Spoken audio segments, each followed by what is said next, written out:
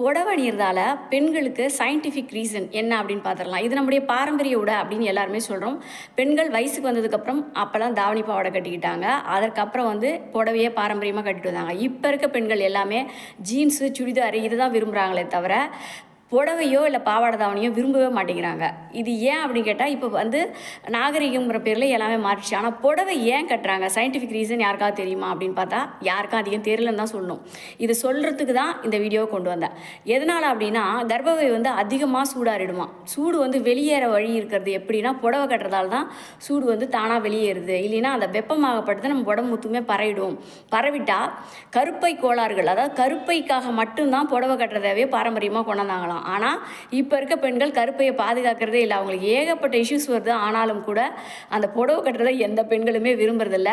அப்படி புடவை கட்டுற பெண்களாக இருந்தால் நீங்கள் உங்களுடைய குழந்தைங்களுக்கு, பெண் குழந்தைங்களுக்கு என்ன சொல்லுவீங்க அப்படின்னு கமெண்ட்டில் சொல்லுங்கள். பிடிச்சிருந்தா ஒரு லைக் பண்ணுங்கள்.